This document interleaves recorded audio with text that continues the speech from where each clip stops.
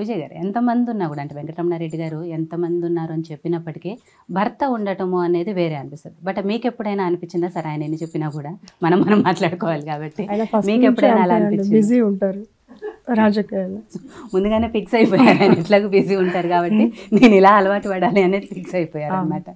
Okay. So మీ తోటి కోడలు వాళ్ళతో కానీ లేదా ఆడపడుచులు ఉంటారు కాబట్టి వాళ్ళతో ఎలా ఉంది? చాలా బాగుంటారు. వాళ్ళందరూ కూడా వెంకటరమణారెడ్డి గారి లాగా కూల్గానే ఉంటారా? అవును.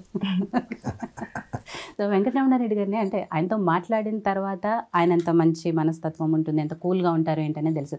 బట్ ఫస్ట్ మనిషిని చూడగానే చాలా సీరియస్గా ఉంటారు అనేది అనిపిస్తుంది. మీకేమనిపించింది? వేరే వాళ్ళకి అట్లా అనిపిస్తాయి, మాకు మీకేం అలా అనిపించలేదు. సో ఎప్పుడైనా కోపడతారా ఆయన? ఏం లేదు. ఎప్పుడు కోపడలేదా మీ మీద? పాపం ఆవిడ చెప్పట్లేదు, చెప్పండి మీరు కోపడ్డారు. జనరల్ ఇరిటేషన్స్ ఎక్కడన్నా ఉంటే అప్పుడప్పుడు సడన్ గా ఏదన్నా అడుగుతుంటే తర్వాత మాట్లాడదాంలే అని అంటాం. అది న్యాచురల్, అందరి ఇళ్లలో ఉండే చిన్న చిన్న గొడవల నుంచి పెద్ద గొడవలు. ఒక్కొక్కసారి ఒక్కొక్క ఇరిటేషన్ ఒక్కొక్క దగ్గర ఎక్కడో దగ్గర బరస్ట్ కావాల్సింది కదా. మాక్సిమం అందరు భార్యల దగ్గర బరస్ట్ అవుతారు. అలా బరస్ట్ అయినప్పుడు ఆవిడ రియాక్షన్ ఏంటి? ఏముంటారు, వాళ్ళు కామ్గా వెళ్ళిపోతారు. ఎందుకంటే పిల్లలు ఎందుకు అని అంటే అన్ని ఫ్యామిలీల్లో అంతే కదా. ఎవరైనా ఆవిడ ఎప్పుడు అంటే తిరిగి ఒక మాట అనటం ఇట్లాంటివి ఏం లేదా? మాట్లాడేదే తక్కువ, ఇంకా తిరిగి అనేది చూస్తేనే తెలిసిపోతుంది. పాపం ఆవిడ చాలా తక్కువగా మాట్లాడుతున్నారు కాబట్టి. మొదటి నుంచి ఏంటనే చాలా తక్కువగానే మాట్లాడతారా? అంతే. ముఖం కడుక్కోగానే టీ వస్తుంది, స్నానం చేసిపోతుంటే టిఫిన్ వస్తుంది. ఓకే. సో మాటలు ఉండగానే పనులు, మీ అవసరాలన్నీ మాత్రం చకచకా జరిగిపోతూ ఉంటాయి. ఎక్కడేం కావాలి అనేది మొత్తం కూడా చేస్తూ ఉంటారు. రైట్. అమ్మగారింటికి అత్తగారింటికి మీకు పెద్ద తేడా లేదు కాబట్టి సంక్రాంతి కూడా చిన్నప్పటి నుంచి అందరూ కలిసి జరుపుకుంటారు. సో ఈసారి సంక్రాంతి కొంచెం స్పెషల్ మిగిలిన వాటికంటే, ఎందుకంటే ఎమ్మెల్యేగా గెలిచారు కాబట్టి ఆ విజయం వెనక మీరు ఉన్నారు కాబట్టి ఈ సంక్రాంతి ఇంకా స్పెషల్గా అనిపిస్తుంది కాబట్టి ఎలా ఉంది అసలు చిన్నప్పటి నుంచి సంక్రాంతికి ఇప్పటి సంక్రాంతి ఎలా జరుపుకుంటున్నారు? ఏముంది? చాలా తేడాగా ఉంటుందండి సార్.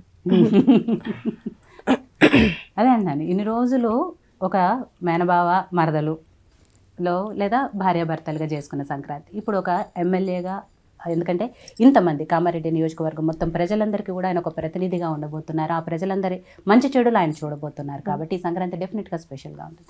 సో మీ సంక్రాంతి ప్లాన్స్ ఏంటి రమణారెడ్డి గారు? అంటే ప్రజలతో ఉండడం అవుతుంది. ఆ పండగ నాడు కూడా ఉండాల్సి వస్తుంది.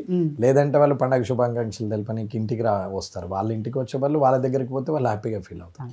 కాబట్టి కొంచెం ఇంట్లో ఉండి అన్నదమ్ములు బావబామ్మర్దులు అందరితో ఉండే అక్క చెల్లెళ్ళతో ఉండే అన్నవదినలతో ఉండేటువంటి పండగ ఇప్పుడు ప్రజలతో ఉండే పరిస్థితి వస్తుంది. ఇంట్లో లేమనేది ఉంటుంది. ఇప్పుడు ఇంట్లో యాక్చువల్గా పెళ్ళి అవుతున్నది. ఆ పెళ్ళికి ఇప్పటికీ అటెండ్ కాలేదు.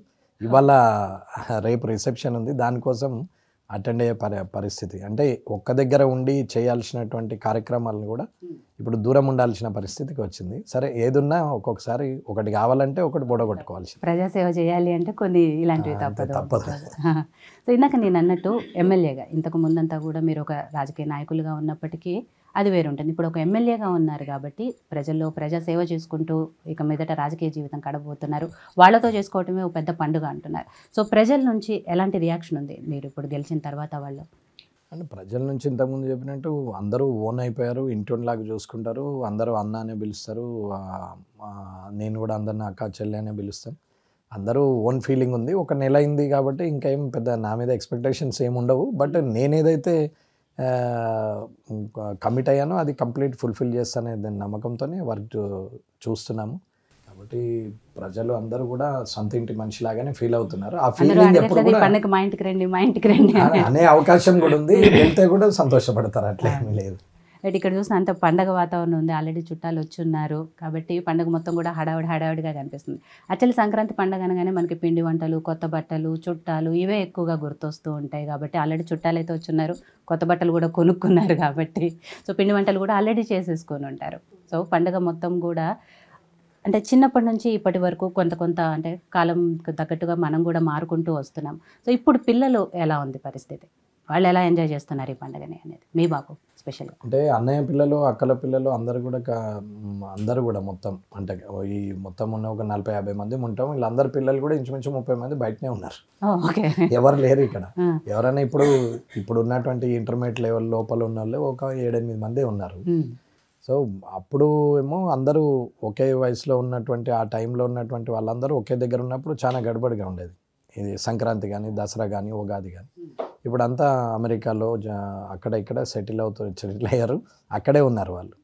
సో ఇక్కడ ఉన్నటువంటి ఇక అంటే ఓల్డ్ ఏజ్ వాళ్ళు ఉన్నట్టు అందరూ పిల్లలందరూ అమెరికాలో ఉంటే వాళ్ళ తల్లిదండ్రులు మాత్రమే ఇక్కడ ఇప్పుడు మేమందరం కలిసి ఉండడమే తప్ప వేరేదేం లేదు. ఏమన్నా చిన్న పిల్లలు ఒక 5-6 ఉంటే ఇప్పుడు మా అబ్బాయి తోటి ఉన్నారు, వాళ్ళు అంతమందే ఉన్నారు.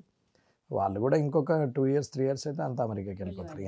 ఖాళీ వీళ్ళం తప్ప ఎవరు ఉండము, ఒక 25-30 మంది ఉంటాం.